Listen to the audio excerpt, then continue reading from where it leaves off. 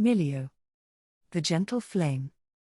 Milio's story began generations ago with his grandmother, Lupe, and her twin sister, Lune, two elemental masters who wove their respective earth and fire axioms together to overcome the Vidalian's trials and join the Yuntal.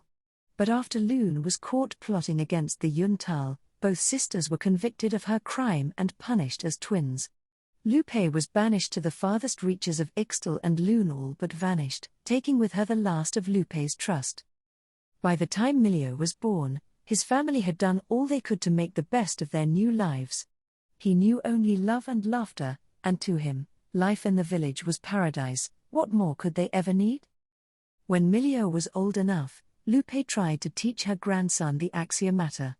Where the rest of her family had failed her, Milio showed promise and took to the elements naturally, but struggled to grasp the rules and rigidity of the discipline. Disappointed, Lupe gave up hope, abandoning Milio's teachings. Milio, however, continued to learn on his own. Away from the guidance of his grandmother, he abandoned the restrictions she had tried to impose on him. Studying nature itself, he intuited his own set of rules and eventually mastered fire, the one axiom his grandmother wouldn't teach him. But something bothered Milio about fire. Did it have to be so destructive, especially when he saw the potential for it to do more? The answer revealed itself one night while Milio was chasing the glow of summer fireflies. They led him to one of the village's hunters who was injured and unable to move. Milio tried to keep her stable with his fire axiom, but it wasn't enough. Knowing the village healer was too far, he tried desperately to adapt the axiom into a force that could heal. As he placed his hands on the hunter's stomach to support her wound, he felt a flicker of warmth. It was so familiar and soothing, like he was touching her soul. Her inner flame. Then Milio began to feel that same flame within himself. He could feel it within the trees, within the leaves, as if each part of the jungle was coming to life like a cozy bonfire.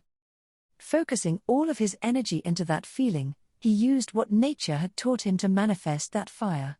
What emerged was a creature, small and timid with wide, friendly eyes. Milio placed it on the hunter's wound and felt the creature, his inner flame, heal her from the inside out. That night, he discovered an entirely new axiom, which he affectionately named Soothing Fire. Milio ran home to show his family what he'd done. Before their eyes, he manifested another soothing flame that danced happily in the palm of his hand. His few amigo and his family celebrated. Grandmother Lupe, however, was unsettled by this achievement. Seeing Milio's mastery of the axiomata at such a young age, Lupe knew that her grandson had done what the rest of her family failed to do. With his abilities, he could finally end their exile and restore them to their rightful place among Ixtal's ruling caste. However, she was troubled by his fascination with fire and how his burgeoning skills went against the traditional teachings of the axiomata. Despite this, Lupe threw everything into her last chance at redemption.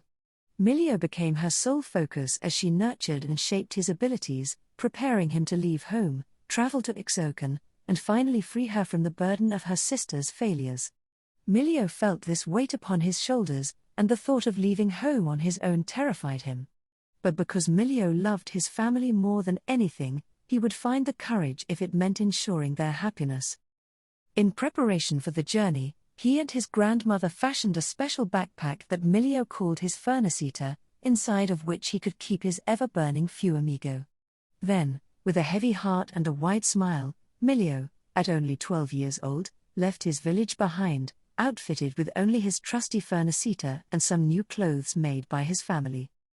He traveled the entirety of Ixtal, forging his way through the jungle, camping underneath the stars, and making friends along the way, all while sending frequent letters home that detailed his exciting adventures. After a long journey, Milio finally made it to Ixokan, where he's since begun his training to challenge the Vidalian. The boy with the soothing flames has caught the eye of more than a few, including Lune, currently imprisoned beneath the city and biding her time. Even Milio notices the whispering that accompanies him around the city, but his focus is on joining the Yuntal and making his family proud.